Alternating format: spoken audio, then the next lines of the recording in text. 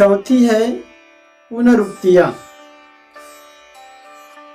भाष्यकार जी लिखते हैं कि पहले कही हुई बात को विशिष्ट अभिप्राय के बिना पुनः कहना पुनरुक्ति है। ये पुनरुक्तियां बिल्कुल ज्यों की त्यों है और कुछ स्थानों पर प्रक्षेपकर्ताओं ने अपने भाव को सिद्ध करने के लिए पूर्व प्रोक्त अंशों को प्रयोजन के अनुसार ग्रहण किया है। उन्हें पढ़कर यह प्रतीत होता है कि इन अंश को पुनः ग्रहण करने की नितांत आवश्यकता नहीं थी, फिर भी उसको वहां रखा गया है। अनावश्यक रूप से पुनरावृत्त वे अंश उसके प्रक्षेप होने का संकेत देते हैं।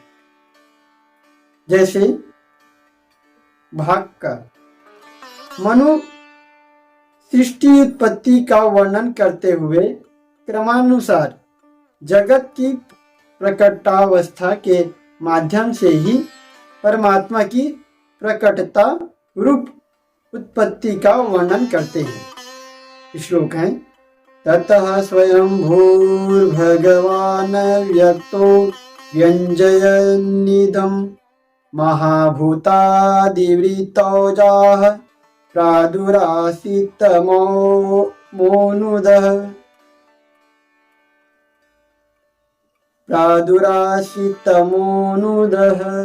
पहले अध्याय का 6वां श्लोक। इसका अर्थ है तब अपने कार्यों को संपन्न करने में स्वयं समर्थ महत पंच महाभूत आदि तत्वों को उत्पन्न करने की अमित शक्ति से असीम शक्ति से युक्त स्थूल रूप में प्रकट न होने वाला परमात्मा इस समस्त संसार को प्रकटावस्था में लाते हुए ही प्रकट हुआ। इसका अगला श्लोक लिखते हैं यो असावतीन्द्रिय ग्राह्य सूक्ष्मो व्यक्तः सनातनः सर्वभूतमयोचिन्त्यः स एव स्वयमुद्भवः। पहले अध्याय का 7वां श्लोक। अर्थ है कि जो यह परमात्मा इंद्रियों से ग्रहण न कर सकने योग्य सूक्ष्म अव्यक्त सनातन सब प्राणियों का आश्रय स्थान और अचिंत्य है, वही अपने आप उत्पन्न हुआ। इस श्लोक में कोई नई बात ना होकर कुछ नए विशेषणों के साथ 6ठे श्लोक के भावों को ही पुनः कह दिया है। 6ठे श्लोक में परमात्मा का प्रकट होना कहा गया है। इसमें भी केवल परमात्मा की उत्पत्ति कही है।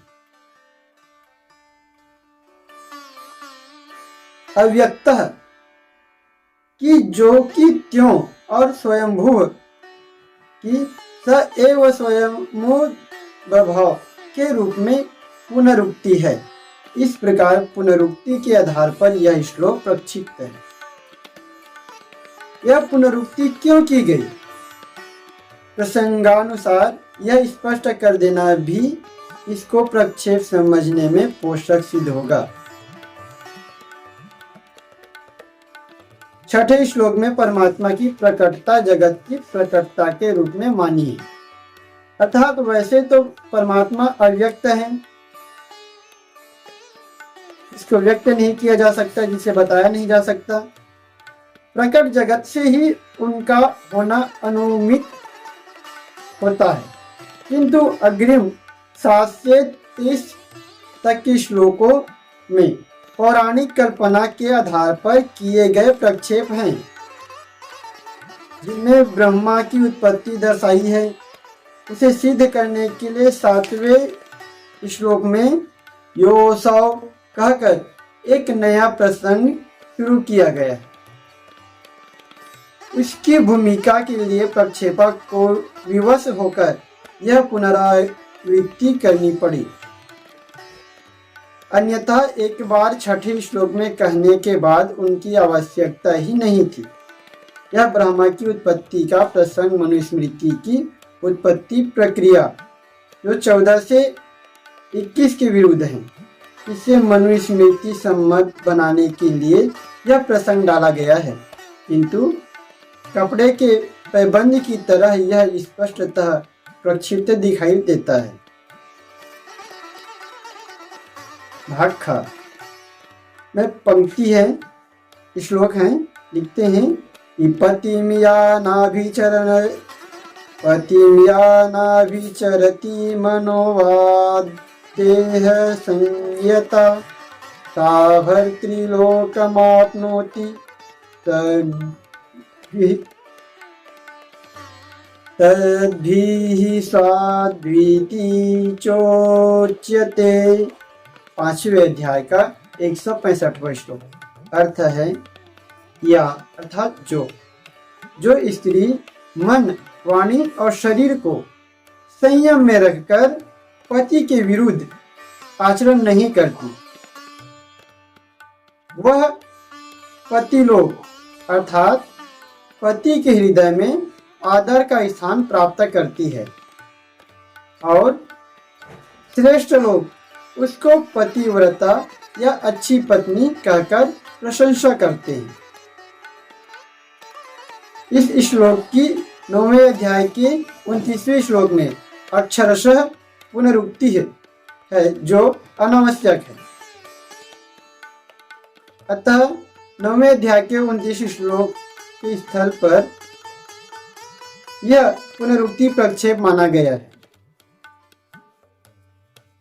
भाग ग 5वें अध्याय के 134 श्लोक भी 9वें अध्याय के 30वें में अक्षरशः पुनरुक्त है।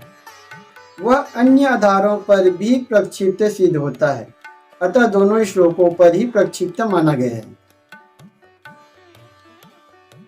भाग घ 8वें अध्याय के 324 श्लोक में शस्त्र, औषध आदि चुराने वाले चोरों को देश काल के अनुसार दंड देने का कथन हो चुका है।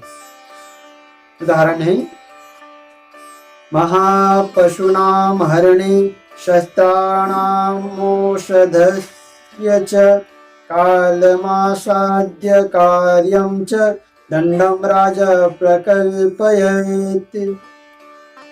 अर्थ है कि हाथी आदि बड़े पशुओं, शस्त्रों तथा औषध की चोरी करने पर राजा समय और कार्य के अनुसार दंड देवे। इसकी पुनरुक्ति पहले जो श्लोक पढ़े वो 8वें अध्याय का था। अब दूसरे श्लोक जो है 9वें अध्याय के 293 श्लोक में है। लिखा है, सीता द्रव्यापहरणे शस्त्राणामौषधस्य च कालमासाद्य कार्यं च राजा दंडम प्रकल्पयेत्। अर्थ यह है कि खेती के उपकरण, हल आदि शस्त्रों तथा औषधि की चोरी करने पर राजा समय और कार्य के अनुसार दंड देवे। यहाँ पहले पद को छोड़कर शेष बातों की यथावत पुनरुक्ति है। पूर्व श्लोक अपने प्रसंग में है और यह अप्रासंगिक रूप से उक्त है। इस प्रकार यह श्लोक पुनरुक्ति होने से प्रक्षिप्त है। यह चौथी कड़ी थी पुनरुक्तियों की। अब 5वीं कड़ी में जानेंगे कि शैलीगत आधार पर अन्य शैली विरोध। जो मनुस्मृति का जो शैली है किस प्रकार से है, किस आधार से है, जो मूल शैली है, और उसके बाद जो प्रक्षिप्त किए हुए श्लोक हैं वो किस शैली में डली हुई है, उससे हम अगले वीडियो में जानेंगे। तब तक के लिए बहुत बहुत धन्यवाद। ओम